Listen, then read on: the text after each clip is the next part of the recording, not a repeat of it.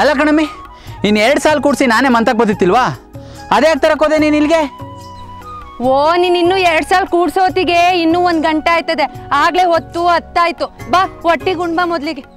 ಹ್ಞೂ ಕಣಮ್ಮಿ, ಹೊಟ್ಟೆಸ್ತು ಕಳ್ಳು ಚುರುಕ್ಕಂತಿತ್ತು. ಏನು ಮಾಡಿದಿ ಇವತ್ತು ಸ್ಪೆಷಲ್ಲು?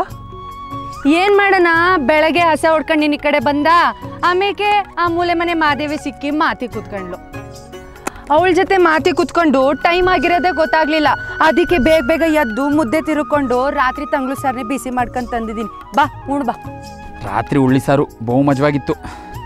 ಯಾರ ಮನೆ ಸುದ್ದಿ ತಂದಿದ್ಲು? ಆ ಮೂಲೆ ಮನೆ ಮಾದೇವಿ? ಇಲ್ಲ, ಆ ಸರೋಜಿ ಗಂಡ ಕಬ್ಬಿನ ಗದ್ದೆ ತವ ಕಬ್ಬು ಕಡಿ ಹುಡ್ಗಿನ ಇಟ್ಕೊಳಕ್ ಹೋಯ್ತನಂತೆ. ಅದನ್ನೇ ಒಳಗೆ ಬಂದಿದ್ಲು. ಫಸ್ಟು ಮಾದೇವಿ ಸವಾಸ ಬಿಡು ನೀನು. ಈ ಸಲ ಶುಂಠಿ ರೇಟು ಬಿದ್ದೋಯ್ತದಂತೆ. ಆ ಕೇರಳದವ್ರು ಬಂದು ಐರಿ ಸೇವೆ ಹತ್ರ ಎಕ್ರಾನ್ ಗಟ್ಲೆ ಶುಂಠಿ ಹಾಕ್ಯವ್ರಂತೆ. ಈ ಸತಿ ಸುಬ್ಬಯ್ಯನ ತೋಟಕ್ಕೆ ಶುಂಠಿ ಹಾಕೋದು ಬೇಡ, ಕಬ್ಬು ಹಾಕೋಣ. ಆ ಶುಗರ್ ಫ್ಯಾಕ್ಟ್ರಿ ಸರ್ ಸಿಕ್ಕಿದ್ರು. ಅವರೇ ಬೀಜದ ಕಬ್ಬನ್ನು ಕೊಟ್ಟು ಅವರೇ ಕಡ್ಕೊಂಡೋಗಿ ಟನ್ನಿಗೆ 2000 ಕೊಡ್ತಾರಂತೆ. ಈ ಸಲ ಕಬ್ಬು ಹಾಕೋಣ.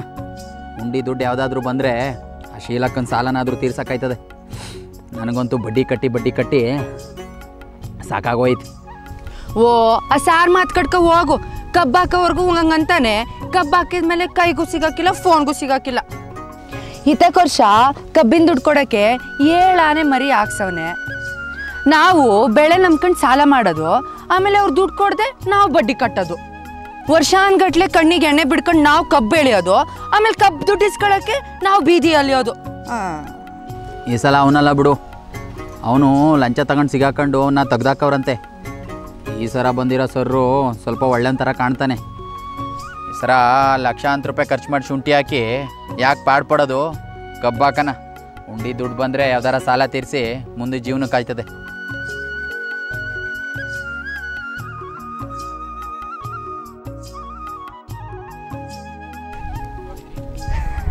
ಐ ಅದ್ಯಾಕಂಗೆ ನೋಡಿಯ ನನ್ನ?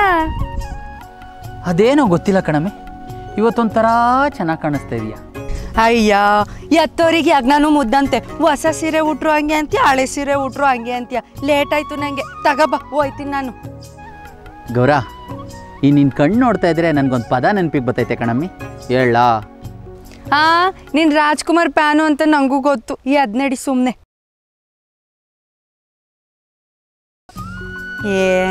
ನೀನು ಹಿಂಗೆ ಪದ ಹೇಳ್ತಾ ಇದ್ರೆ ದಿನ ನಮ್ಮ ಅಟ್ಟಿತ ಬಂದು ಕಿಟಕಿಲಿ ಪದ ಹೇಳ್ತಿದ್ದಲ್ಲ, ಅದೇ ನೆನಪಾಯ್ತದೆ ನನಗೆ.